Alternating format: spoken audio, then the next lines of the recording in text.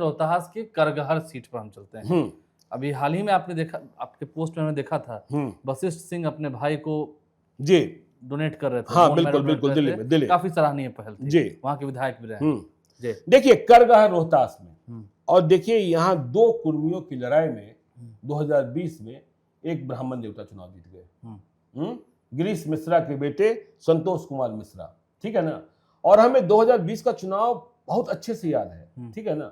मदन मोहन झा प्रदेश अध्यक्ष थे, जो महागठबंधन के नेता थे ना, कुछ कुछ ऐसे विधानसभा क्षेत्र थे कांग्रेस का नेतृत्व विश्वास ही नहीं करता था कि वहां हम चुनाव जीत रहे हैं, जीत गए। लेकिन हाँ देखिए, जैसे करगहर था, जैसे खगड़िया था, जैसे जमालपुर था, वहां कांग्रेस के नेताओं को ही भरोसा नहीं था कि हमारा उम्मीदवार चुनाव जीत रहा है, लेकिन जब नतीजे आए तो चुनाव जीते हुए थे। तो करगहर में 2020 को देखिए, संतोष कुमार मिश्रा कांग्रेस के 59,763 लाकर चुनाव जीते, और वशिष्ठ सिंह जेडीयू के उम्मीदवार नीतीश कुमार के साथ बहुत लंबे अरसे से हैं कार्यकर्ता के रूप में, 2015 में चुनाव भी जीते थे। तो यह 55,680 मत लाकर चुनाव हार गए, और यहां जो हार मिली वह किसके कारण मिली? वह हार मिली उदय प्रताप सिंह के कारण। वशिष्ठ सिंह भी कुर्मी, उदय प्रताप सिंह भी कुर्मी। उदय प्रताप सिंह को रामधनी सिंह की बेटे, रामधनी सिंह कभी स्वास्थ्य मंत्री हुआ करते थे, बहुत ही स्वच्छ छवि वाले, समझे, और जेडीयू के ही थे, बहुत प्रतिष्ठा है उनकी। तो उदय प्रताप सिंह बहुजन समाज पार्टी के उम्मीदवार बन गए, 47,321 मत लाया, और 4,083 मतों से वशिष्ठ सिंह चुनाव हारे। राकेश कुमार सिंह एलजेपी के उम्मीदवार थे, यह भी आपको पता ही है कि जेडीयू के उम्मीदवारों को हराने की कसम खा ली थी 2020 में चिराग पासवान ने। तो राकेश कुमार सिंह को 16,988 मत आ गए थे।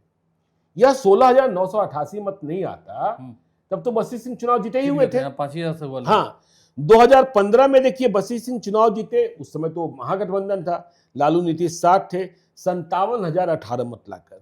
और वीरेंद्र कुमार सिंह, यहाँ देखिए जब हम बात करते हैं शाहबाद ना, तो वहां उपेंद्र कुशवाहा फैक्टर होते हैं, उपेंद्र कुशवाहा फैक्टर होते हैं। तो वीरेंद्र कुमार सिंह आरएलएसपी के उम्मीदवार थे, मतलब एनडीए में यह सीट उपेंद्र कुशवाहा को लड़ने के लिए दी गई थी। 44,111 मतों से मत हासिल कर चुनाव हारे थे, 12,907 मतों से। आलोक कुमार सिंह जो अब उपेंद्र कुशवाहा के साथ हो गए हैं और दिनारा की तैयारी कर रहे हैं, उपेंद्र कुशवाहा ने दिनारा में वीटो लगा दिया है कि नो राजेंद्र सिंह, नो जय कुमार सिंह, टिकट आलोक सिंह को, क्योंकि काराकाट में उपेंद्र कुशवाहा जब चुनाव हारे, हारना ठीक है, चुनाव में जीत हार लगी रहती है, लेकिन जिस तरीके से राजपूत नेताओं ने साथ छोड़ा था, उसमें आलोक सिंह ही अकेले ऐसे थे जो उपेंद्र कुशवाहा के साथ खड़े थे। इनके भाई संतोष सिंह बिहार सरकार में मंत्री भी हैं, आपको पता ही है। तो उपेंद्र कुशवाहा ने अपनी प्राथमिकता सेंट्रल लीडरशिप को बता दी है कि देखिए, हमको शाहबाद में जो कुशवाहा राजपूत एका खत्म हुआ है उसे हमें स्थापित करना है, और इसे स्थापित करने के लिए हमें शाहबाद और भोजपुर, मतलब शाहबाद ही मूल रूप से मान लीजिए, वहां मतलब रोहतास, बक्सर और औरंगाबाद, रोहतास औरंगाबाद ही मान लीजिए, यहाँ एक कुशवाहा और यहाँ एक राजपूत को लड़ाना एकदम आवश्यक है।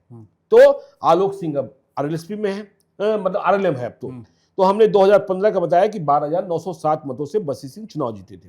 2010 में रामधनी सिंह जेडीयू वाले, जो उदय प्रताप सिंह के बेटे, 54,190 मत लाकर चुनाव जीते थे, और एलजेपी के 2010 में आरजेडी एलजेपी का गठबंधन था, शिवशंकर सिंह 40,993 मतों से लाकर चुनाव हार गए थे।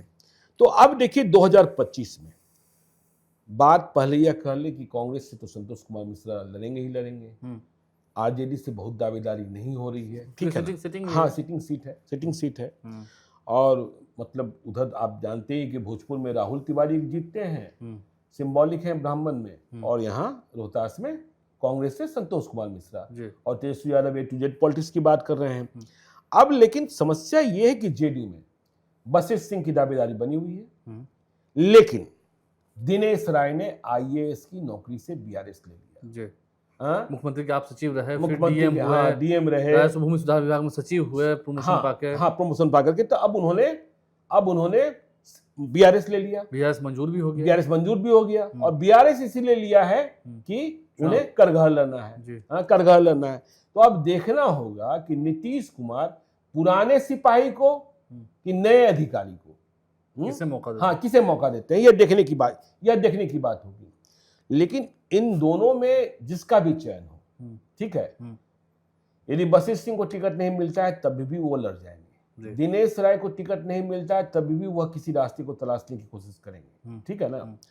लेकिन उदय प्रताप सिंह, हमने कहा कि इनके पिता रामधनी सिंह की छवि, तो क्या उदय प्रताप सिंह फिर से बीएसपी के उम्मीदवार होंगे, फिर गेम चेंजर होंगे, हाँ, और इस गेम चेंज में या फिर वह जनसुराज की ओर बढ़ जाएंगे, लेकिन एक गेम चेंजर पॉलिटिक्स रोहतास में प्रशांत किशोर ने भी कर दी है।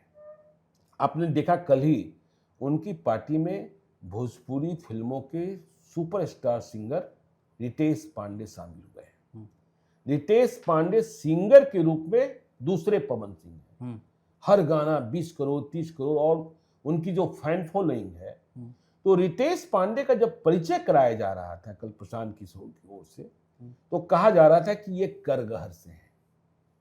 तो क्या करगहर से चुनाव लड़ाने के लिए प्रशांत किशोर तैयार है? वैसे हमारी जानकारी यह है कि रितेश पांडे भभुआ से चुनाव लड़ना चाहते हैं। भभुआ में अभी आरजेडी की जीत है, भरत बिन जीते हुए हैं, रिंकी रानी पांडे हार गई थी। रिंकी रानी पांडे को टिकट नहीं देना तो इधर उधर समायोजन किया गया है। वीरेंद्र कुमार सिंह तो खैर तीसरे नंबर पर थे आरएलएसपी से। तो यदि रितेश पांडे करगहर लड़ते हैं तो फिर 2 ब्राह्मण 2 कुर्मी या 3 कुर्मी, तो करगहर जो है ना वह लिपट गया है। अब यह जो लिपटा हुआ है वह डब्बा जो बंद है अभी, जिसके भीतर कई लोग कूद रहे हैं, बाहर कौन निकलता है, किधर से निकलता है, यह देखने की बात, ये देखना होगा। इन चारों सीटों पर हमने बात की है। इस पूरे वीडियो को आपने आराम से सुना है, समझा है। आगे और विधानसभा सीटों की चर्चा करेंगे। कई जगहों पर पासा पलट भी सकता है, कई जगहों पर नए दावेदार आ सकते हैं। हाँ बिल्कुल नए दावेदार आ सकते हैं। कहानी कभी बदल सकती है। हाँ बिल्कुल, जरूरी नहीं है कि देखिए सिटिंग सीटें भी कई जगह पर कटती हैं। हाँ बिल्कुल, ये भी सही है, राजनीति है, यहाँ सब कुछ संभव है। आप लाइव से बने हैं, हमारे चैनल को सब्सक्राइब कर लें। इस वीडियो में आपने क्या कुछ पाया, क्या कुछ सही रहा, और भी कुछ आप जानकारी देना चाहते हैं कमेंट बॉक्स में जरूर लिखिएगा। हमारे चैनल को सब्सक्राइब कर लेगा। इस वीडियो को फेसबुक पर देख रहे हैं तो पेज को लाइक करना ना भूलें। बहुत धन्यवाद।